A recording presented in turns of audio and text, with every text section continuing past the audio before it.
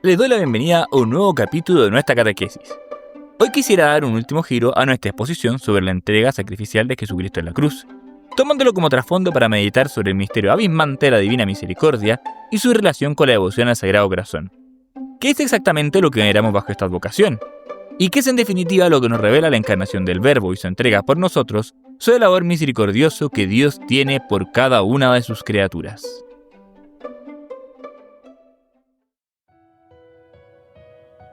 La última encíclica del Papa Francisco, titulada Dilexit Nos, estuvo dedicada especialmente a la devoción del Sagrado Corazón. Este es un tema de enorme densidad que tiene fuerte raigambre en la tradición espiritual de la Iglesia. La encíclica tiene un largo apartado que recorre la historia de esta advocación, que si bien en sus rasgos fundamentales es distintivamente moderna, tiene importantes antecedentes y resonancias tanto en la cultura medieval como en los escritos de los padres de la Iglesia. Pero lamentablemente, es una devoción que hoy corre el riesgo de ser edulcorada ingenuamente hasta el punto de que se pierda de vista su raíz en el misterio de la crucifixión y entrega sacrificial de nuestro Señor por nuestra salvación, de la que hemos estado hablando en los últimos episodios, y que por lo tanto hace que este sea un buen momento para profundizar en este aspecto del misterio cristológico. La primera dificultad obvia para entender el sentido de la devoción al corazón de Cristo tiene que ver con la manera excesivamente reduccionista en que la cultura actual entiende el corazón. En el imaginario social contemporáneo, el corazón está particularmente asociado con lo sentimental o emocional. Se le reduce a la dimensión más visceral e instintiva de nuestra capacidad de amar. Así, reivindicar el corazón es glorificar y celebrar una fuerza pasional que, mediante una misteriosa conjugación de secreciones hormonales e impulsos eléctricos, nos conmueve intensamente para que experimentemos ciertas cosas en nuestra intimidad. Obviamente, pensar que la intimidad más profunda del ser humano está constituida por esa dimensión supone un grosero materialismo y hedonismo que desprecia las dimensiones más estrictamente espirituales del ser humano y postula las emociones del momento como criterio último de la moralidad de nuestras acciones. En efecto, cuando hoy se nos invita a escuchar nuestro corazón, con frecuencia parece que lo que quiere decirse es que la acción correcta es aquella que expresa más auténticamente nuestros estados afectivos, aquella que supone no violentar nuestras emociones, sino dejar de lado las consideraciones racionales y abstractas para guiarnos por lo que una pulsión interior misteriosa sugiere que es más adecuado para el momento presente. Esto hace que la cultura actual tienda a incitarnos a un modo de vida particularmente superficial, en el que no nos esforzamos por tomar distancia crítica frente a nuestros sentimientos, cuestionándolos e interpretándolos, sino que por el contrario suponemos que la clave de la felicidad está en su satisfacción inmediata. Vivimos en un mundo en el que los estímulos sensuales son tan variados, intensos y constantes que típicamente está saturada nuestra capacidad para internarnos en lo más profundo de nuestra intimidad. Y por eso tenemos un bajo autoconocimiento y en general un modo muy epidérmico de relacionarlos con lo que nos rodea. La sociedad de consumo hace que en general nos quedemos en las valoraciones y movimientos afectivos más espontáneos. Y en nuestro afán por darles expedito curso, estemos típicamente sumidos en un constante circuito de estímulo-respuesta. Si queremos escuchar una música o ver una película, la buscamos de inmediato en Internet. Si se nos antoja comer algo, podemos hacer fácilmente un pedido de domicilio. Si estamos aburridos, basta sacar el teléfono y vagar por las diversas plataformas y redes sociales en busca de diversiones o distracciones. Si tenemos curiosidad por algo, podemos encontrar una respuesta muy veloz en la web. Para decirle algo a alguien, no hace falta esforzarse por encontrarnos con esa persona y meditar las palabras adecuadas, sino que incluso podemos pedirle a la inteligencia artificial que redacte el mensaje adecuado y se lo envíe de inmediato, etc. Pero al vivir así, no penetramos más profundamente en quiénes somos y qué es verdaderamente importante para nosotros. Esas preguntas más complejas e incómodas tienden a quedar sepultadas debajo de esa interminable lista de insumos estimulantes que todavía nos falta por recorrer. Como denuncia la encíclica mencionada, nos movemos en sociedades de consumidores seriales que viven al día y dominados por los ritmos y ruidos de la tecnología, sin mucha paciencia para hacer los procesos que la interioridad requiere. En la sociedad actual, el ser humano corre el riesgo de perder su centro, el centro de sí mismo. El hombre contemporáneo se encuentra a menudo trastornado, dividido, casi privado de un principio interior que genera unidad y armonía en su ser y en su obrar. Modelos de comportamiento bastante difundidos, por desgracia, exasperan su dimensión racional tecnológica o, al contrario, su dimensión instintiva. Ahora bien, en el extremo opuesto de este sentimentalismo concreto e inmediatista, estaría desde luego la tendencia a pensar el corazón como un reducto puramente espiritual, fundamentalmente constituido por nuestra racionalidad y libertad. Entendido de esta manera, el amor que brota del verdadero corazón es la firme adhesión a los valores universales que propone nuestra razón, uno aferrarse a ciertas convicciones abstractas y comprometernos a serle fieles. Es esto una tentación que quizá hoy pueda parecer más lejana, pero ciertamente ha tenido relevancia a lo largo del desarrollo de nuestra cultura. En ese sentido, mencionaba también el Papa Francisco que la desvalorización del centro íntimo del hombre, el corazón, viene de más lejos. La encontramos ya en el racionalismo griego y precristiano, en el idealismo postcristiano y en el materialismo en sus diversas formas. El corazón ha tenido poco lugar en la antropología y el gran pensamiento filosófico le resulta una noción extraña. Se han preferido otros conceptos, como el de razón, voluntad o libertad.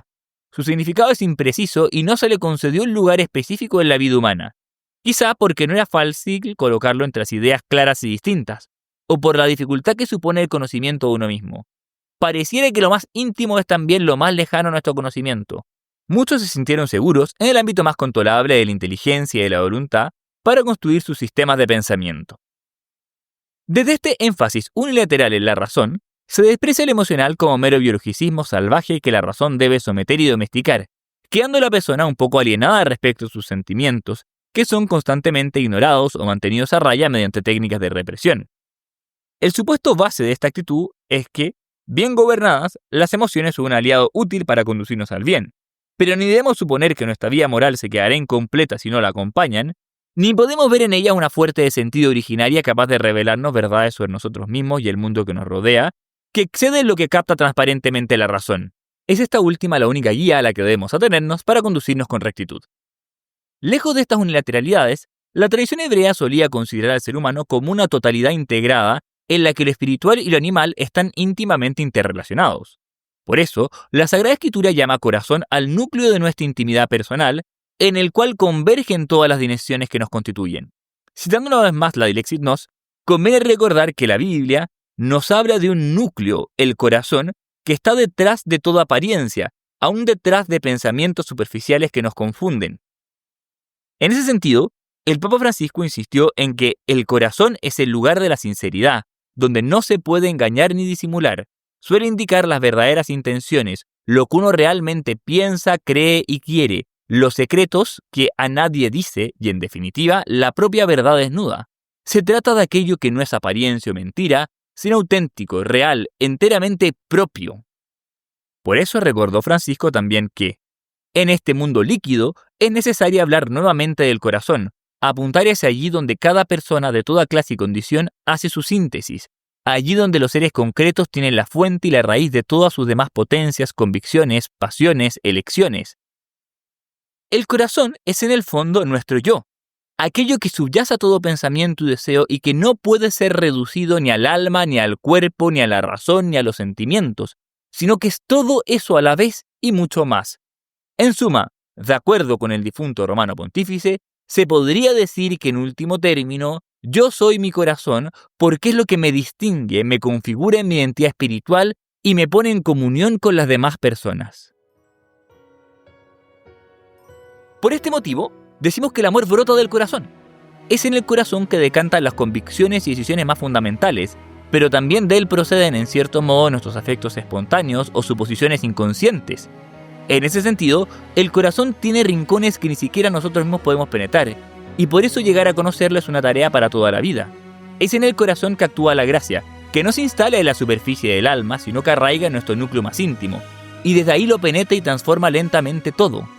También en el corazón se oye la voz de Dios. Hacer oración exige recogerse para entrar en esa intimidad profunda y en ella meditar con apertura lo que Él pide de nosotros y lo que nosotros le estamos dando en realidad. El amor que brota del corazón es un amor que involucra la totalidad de la persona y cristaliza una donación total de la propia vida en todas sus dimensiones. Este era en el fondo el tipo de amor que nos tenía Jesucristo y que tuvo su manifestación privilegiada en la cruz.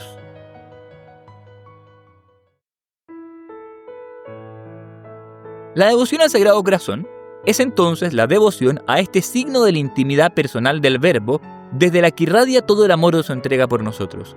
Un amor que comprende a la vez su naturaleza divina y humana, y por lo mismo tiene una fuerza abismante que supera cualquier comprensión. Ese corazón ha sido tradicionalmente representado como envuelto en llamas, es decir, ardiente y vibrante con un amor vital que busca expandirse sin límites a su alrededor para abrazarlo y transformarlo todo.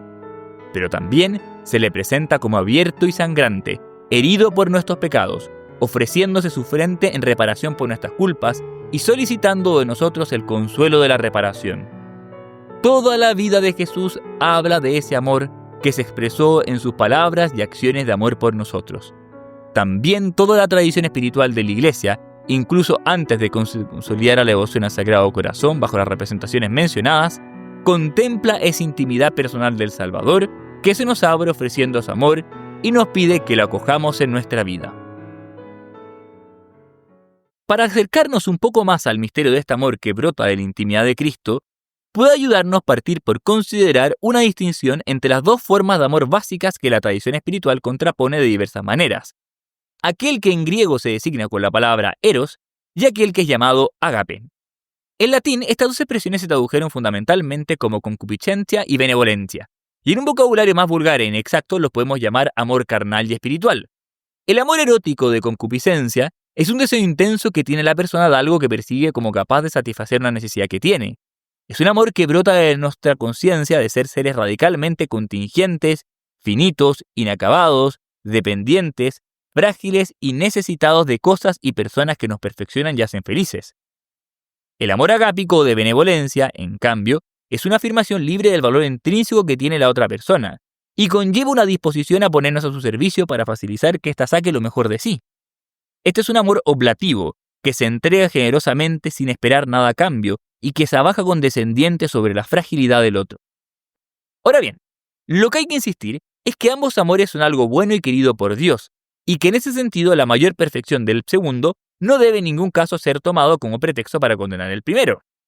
El amor erótico y agápico son algo inherente a la condición humana, y esto incluye la humanidad santísima del Verbo. Por lo tanto, para que el don de sí sea completo, de nuestro corazón o intimidad personal, han de brotar armónicamente ambas formas de amor, es decir, hemos de poner en juego a la vez nuestra capacidad de recibir y dar amor. No es conforme a la dignidad humana que nos relacionemos con las otras personas solo como una cosa que satisface nuestras propias necesidades. Pero tampoco podemos pretender que ellas son solo un objeto pasivo de nuestro cariño al que nos donamos de un modo puramente gratuito sin que contribuyan en absoluto a nuestro propio crecimiento. No obstante, la manera en que interactúan concupiscencia y benevolencia tiene cierta complejidad. En el fondo, se trata de un proceso en el que ambos momentos deben estar debidamente enlazados para resultar sostenibles y conformes con nuestra dignidad. Y es acá donde conviene considerar una diferencia relevante entre el itinerario que seguimos nosotros los seres humanos y aquel que en cambio es más propio del amor de Dios. Y en el caso del corazón de Jesucristo, por su condición humano y divina, ambos itinerarios serán realmente recorridos. Pues bien, en el caso del ser humano, el punto de partida inevitable es lo erótico. Lo primero en nuestro camino de maduración en el amor es admitir nuestra fragilidad necesitada de sustento y protección y deseosa de alcanzar una felicidad y plenitud que en un comienzo aún no se posee. Pero ese deseo o ansia de plenitud que es inherente a nuestra condición, si no es bien encauzado, puede desordenarse e impedirnos madurar en el amor. Y eso es precisamente el legado que nos ha dejado el pecado de nuestros primeros padres. Nos pasa que en el fondo no entendemos desde el inicio que hemos sido creados para un amor de comunión y donación recíproca, y que eso es lo único capaz de hacernos verdaderamente felices. De hecho, muchas veces la experiencia de las propias urgencias es tan intensa que nos cuesta mucho percatarnos de la dignidad personal de quienes nos rodean y no instrumentalizarlos. Como niños pequeños, somos celosos del amor de nuestros padres y no comprendemos del todo que ellos tienen una vida y valor independientes de los nuestros, que su existencia no se agota en estar a nuestro servicio, sino que también tienen necesidades propias de las que debemos hacernos cargo. Peor aún, el descubrimiento del hecho de que quienes nos aman también pueden necesitar algo de nosotros y eventualmente estarnos usando para alcanzar los fines de su propia agenda, puede ser un acontecimiento algo traumático, que oscurezca fuertemente nuestras relaciones. Sobre todo cuando llevamos a cuestas las heridas de un pasado doloroso, es posible que desconfiemos de la posibilidad real de un amor puramente oblativa. Sospechamos que detrás de esa aparente generosidad condescendiente hay intenciones oscuras y que quien se nos está entregando en realidad nos humilla al exponer nuestra obvia imperfección y vulnerabilidad. Además, tememos amar de modo desinteresado porque sabemos que eso nos expone al sufrimiento de la no correspondencia. Amar a alguien frágil, cuyo dolor no siempre podemos aliviar y que muchas veces no se dejará ayudar, nos expone a quedar inextricablemente involucrados en su sufrimiento y perecer con esa otra persona. Todas estas inseguridades y temores obstaculizan nuestra apertura a ese amor de donación recíproca al que estamos destinados y en el fondo bloquean también la acción de la gracia en nuestras almas. Nos presentan a Dios y al prójimo como potenciales enemigos y en reacción a eso con frecuencia huimos del amor superior que se nos ofrece y al que se nos invita, refugiándonos en una autosuficiencia ilusoria. Esa es entonces la situación existencial en la que nos ha dejado el pecado y de la que Dios quería salvarnos mediante Jesucristo. Pero para entender ese designio divino, debemos comprender cómo el amor divino funciona desde un itinerario completamente opuesto al nuestro. En Dios, el punto de partida inevitable es lo agápico. El suyo es primero que nada un amor de pura donación gratuita, pues nace de alguien que es absolutamente perfecto y está completamente acabado en sí mismo. Dios nos amó no para satisfacer una necesidad que tenía, sino únicamente para irradiar gratuitamente esa inmensidad de su gloria, invitándonos a participar en ella sin pedir nada a cambio. Pero lamentablemente, ese amor infinito del origen se estrelló luego con el drama del pecado. La oferta de su propio corazón que Dios dirigió al corazón humano fue rechazada por nuestros primeros padres, que tentados por el demonio no fueron capaces de confiar en su amor y huyeron de él. Ahora bien, lo impresionante es que ese amor divino, precisamente por proceder de un ser totalmente autosuficiente e inmutable, no puede retirarse jamás. Dios no podía haber respondido a nuestro rechazo simplemente desentendiéndose con nosotros, puesto que desde la creación hace ya una alianza o compromiso indeleble con las criaturas, a la cual debe ser fiel incluso por honor a su propia gloria. Por eso, la respuesta inesperada de Dios a nuestro pecado, que nos presenta el Evangelio, es el misterio de la encarnación. Para vencer esa resistencia que nos alejaba de Él, Dios ha decidido venir a nosotros de una manera que nos mueva a recibirlo sin miedo y de poner el orgullo. Al encarnarse, el corazón del Verbo une realmente a su intimidad divina una afectividad humana, y por lo tanto se muestra capaz de ese deseo erótico. Jesús hecho hombre es también frágil, está expuesto a sufrir por nuestra falta de correspondencia, podemos realmente dañarlo. Por eso, desde la cruz proclama la auténtica sed que tiene de nuestro amor de correspondencia, invitándonos a que por compasión de su humanidad abandonemos el pecado y nos abramos a la invitación de ese amor que nos fue dirigida desde el inicio.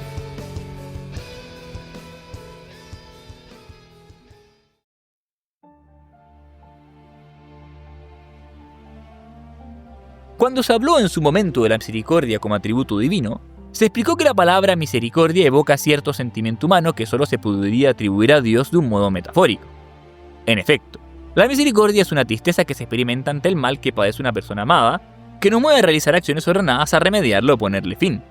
No obstante, la impasibilidad e incorporeidad divina impiden que Dios pueda propiamente entristecerse de un modo visceral al contemplar nuestro dolor, siendo afectado por este de un modo que comprometa su perfecta y eterna bienaventuranza. Pero de hecho, Dios conoce nuestras miserias y responde a ellas con acciones destinadas a aliviarlas. Es decir, se le puede atribuir la misericordia en su aspecto activo de responder ante el dolor del ser amado, haciendo lo necesario para ponerle término, pero no con propiedad en su aspecto pasivo de ser afectado o interiormente perturbado por ese sufrimiento.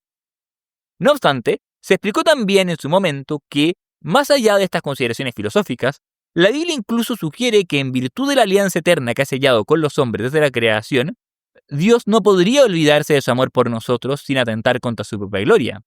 El carácter irrevocable de la elección divina es lo que hace que nosotros podamos confiar siempre en la realidad y el poder del amor que Dios nos tiene, el cual puede sobreponerse a todos los obstáculos imaginables y particularmente al obstáculo que plantean nuestros pecados. En cualquier caso, en el Nuevo Testamento se nos anuncia la novedosa noticia de la encarnación del Verbo, a la luz de la cual el misterio de la misericordia divina adquiere un nuevo nivel. Concretamente, los cristianos creemos que, para remediar nuestro pecado, Dios consumó su alianza con nosotros, entregándose a sí mismo en la cruz como sacrificio expiatorio. Esto supone un sorprendente abajamiento del Verbo, que San Pablo describe incluso como un anonadamiento, una kenosis o vaciamiento de sí, por el que el Hijo unigénito abraza la condición humana. Esto permite, entre otras cosas, que al encarnarse el Hijo de Dios adquiere un verdadero corazón humano, capaz de reacciones afectivas como las que tenemos nosotros, y por lo tanto capaz de amarnos con ese mismo amor sensible y carnal que nosotros experimentamos. Es decir, en virtud de la encarnación, Dios trasciende su amor puramente agápico y se coloca una posición que le permite experimentar también verdadero deseo erótico de nuestra correspondencia. Así, los evangelios dan cuenta de que el corazón de Cristo experimentaba misericordia en el sentido más propio de la palabra. Nos lo describen como compadeciéndose sensiblemente ante los dolores de quienes se le aproximaban con diversas enfermedades y sanándolos en respuesta a esa convicción interior. San Juan incluso lo presenta llorando ante la tumba de su amigo Lázaro, y los evangelios sinópticos describen con colores muy vivos la auténtica angustia que experimenta en Getsemaní ante la perspectiva de padecer por nuestros pecados. Por todo esto, al leer los evangelios descubrimos que podemos considerar a Cristo como un Dios realmente capaz de empatizar con nosotros en el sentido más propio de la palabra. La epístola de los Hebreos destaca especialmente ese punto, presentándonoslo como un sacerdote capaz de compasión real. En Jesús no tenemos un sumo sacerdote incapaz de compadecerse de nuestras debilidades. Al contrario, Él fue sometido a las más pruebas que nosotros, a excepción del pecado. Al encarnarse, Jesús experimenta la miseria humana como algo propio y nos redime viviéndola desde dentro. El desarrollo de la devoción al Sagrado Corazón en los últimos siglos está especialmente asociado al hecho de que la Iglesia ha comenzado a considerar progresivamente más esta solidaridad de Cristo con el padecer humano y la ternura del amor humano divino que brota de su corazón.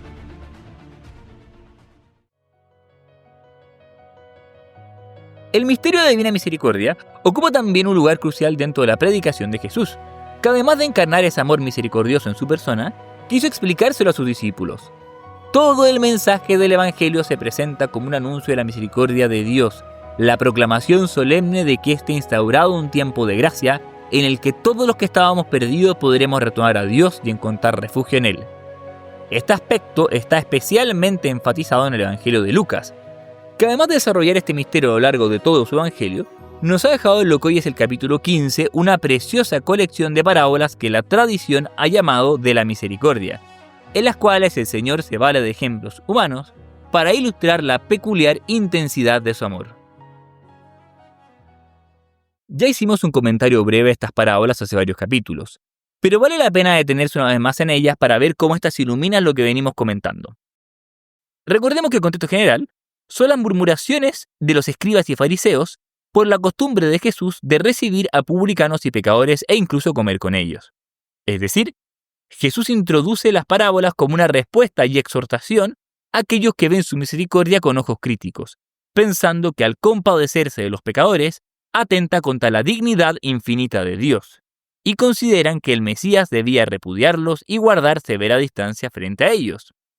Con sus parábolas, Jesús intenta mostrarnos que la misericordia es una actitud lógica y razonable, y que cuando comprendemos realmente la manera en que Dios ve esta situación, descubrimos que su modo de conducirse no es diverso del que adoptaría cualquier hombre bueno. No obstante, las parábolas parecen ciertamente involucrar un razonamiento algo desconcertante, con el cual podemos sintonizar existencialmente, pero que de todos modos nos resulta insondable y misterioso.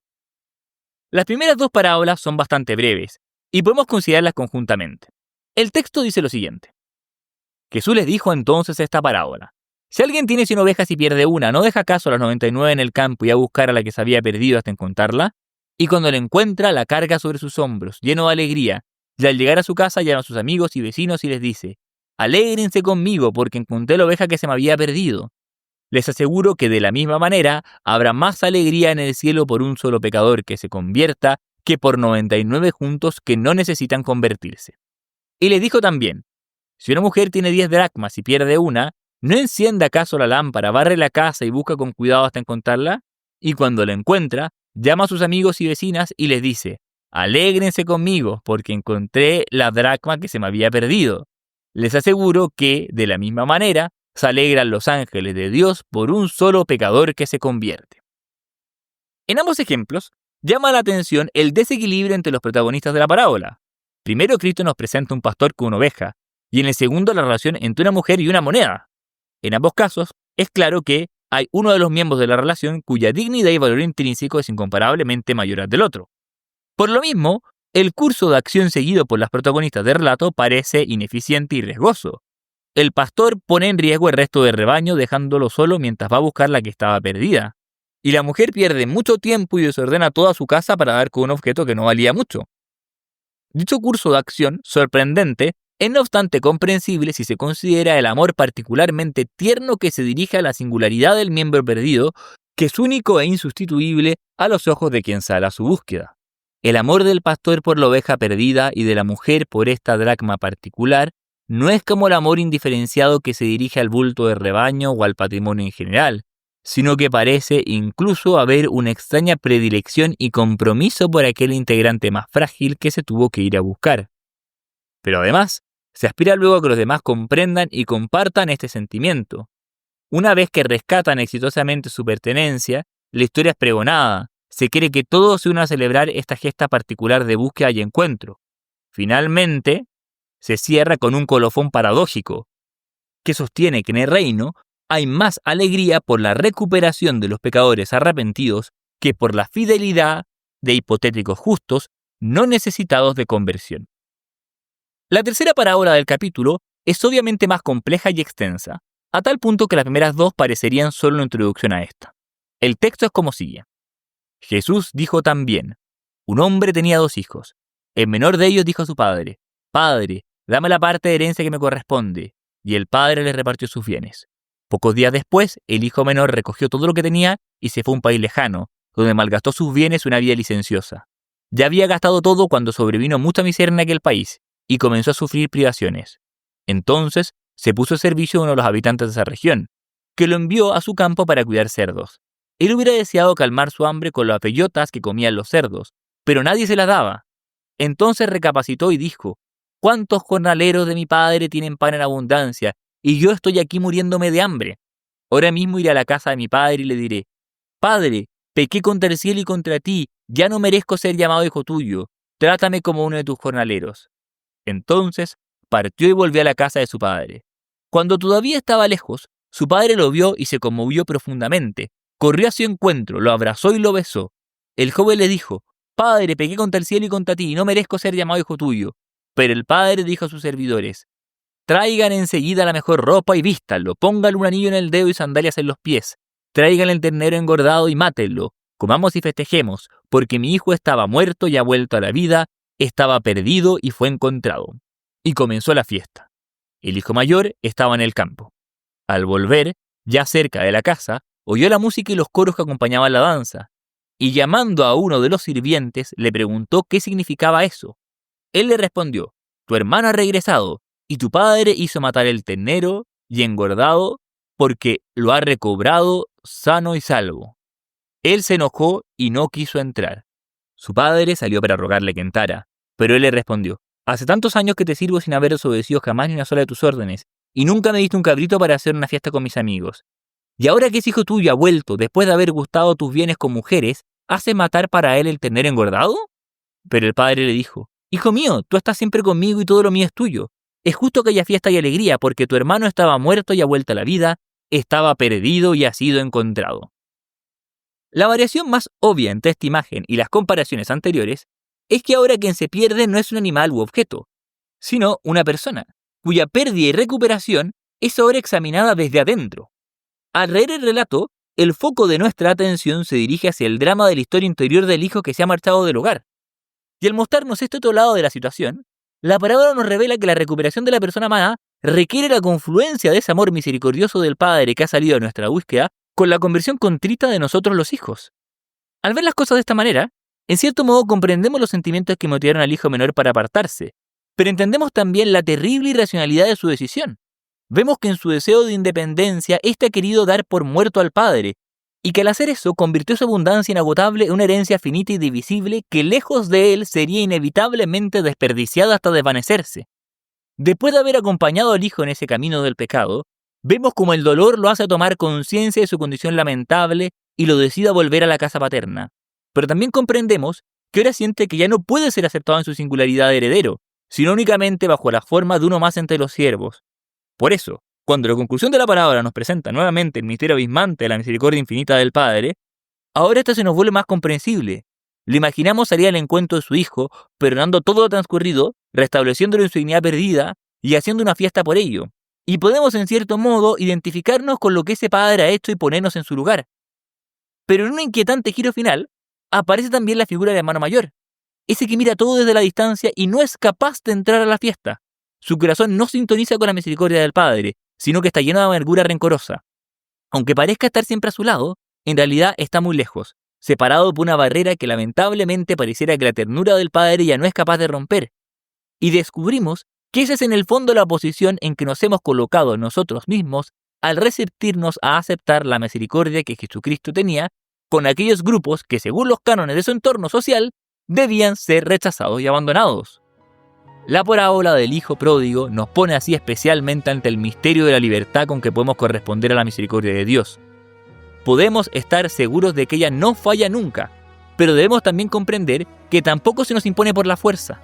La divina misericordia es una invitación que estamos en condiciones de acoger o rechazar, de tal modo que la misma libertad por la cual nos pusimos originalmente en ese trance doloroso a alejarnos del amor de Dios, es ahora también requerida para que Él nos pueda recuperar.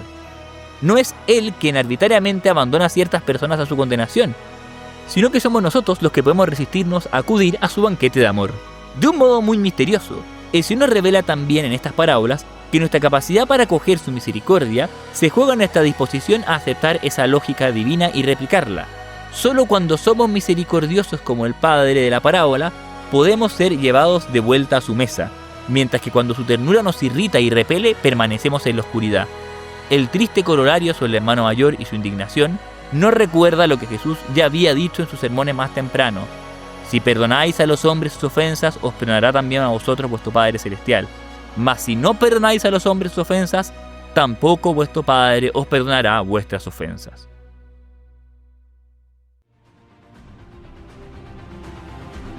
Esto está en el corazón del Evangelio por el sencillo hecho paradójico de que, al ser misericordioso con nosotros, Cristo se expone a padecer.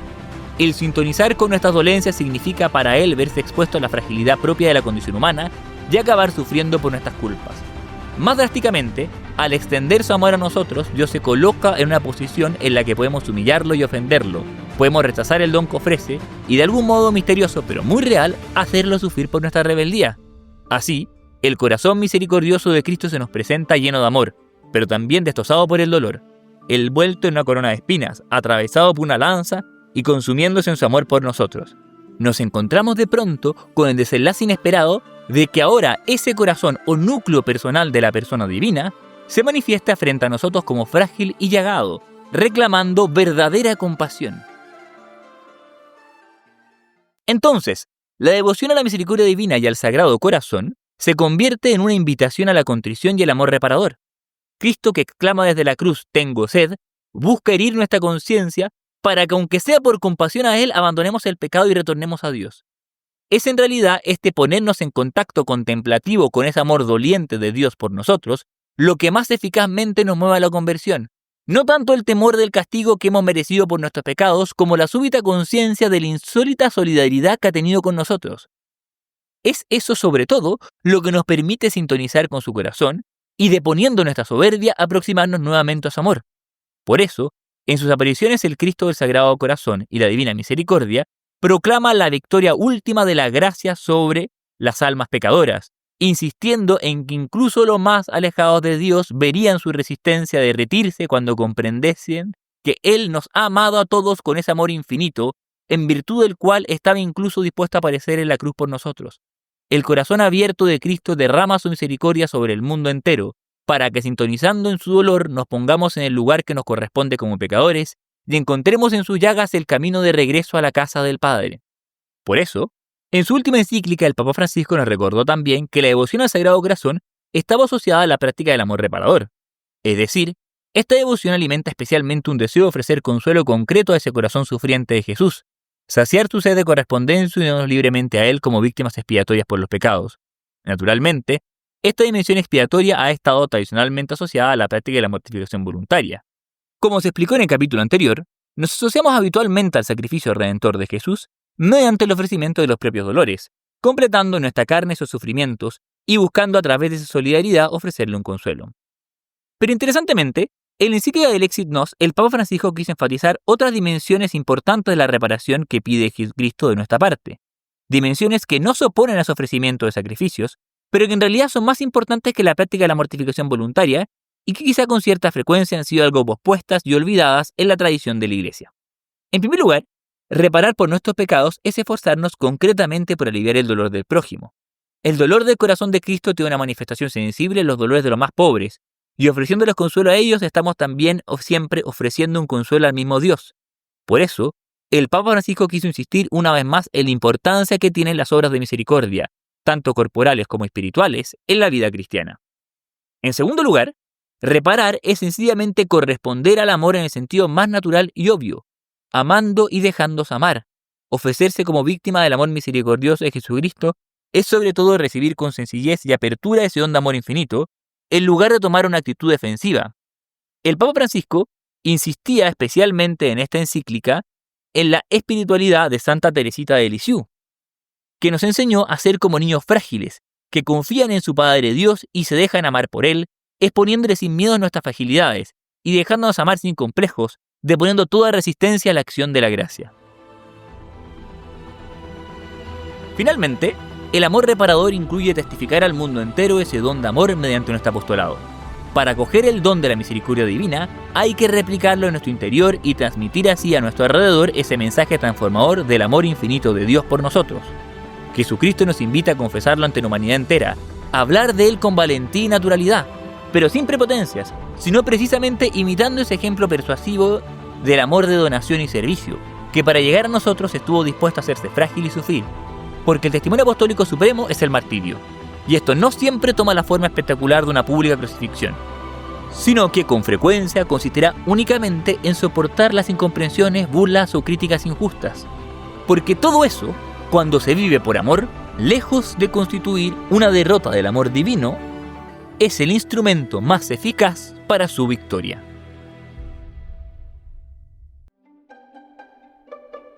Les agradezco mucho que hayan escuchado un capítulo más de nuestra catequesis, y espero que esta reflexión sobre el Sagrado Corazón y el amor misericordioso del crucificado haya sido un aporte positivo para su vida de fe. Habiendo dedicado ya varios episodios a profundizar en la pasión y entrega sacrificial de Jesucristo, la próxima semana comenzaremos por fin a recorrer el paso siguiente de su misterio pascual, su gloriosa resurrección de entre los muertos, la mañana del domingo. ¿Qué fue exactamente lo que ocurrió según los evangelios? ¿Debemos entender estos relatos conclusivos en su literalidad como dando cuenta de un verdadero acontecimiento histórico? Y si ese es el caso, ¿qué significado tiene este acontecimiento para nuestras vidas? ¡Nos vemos online!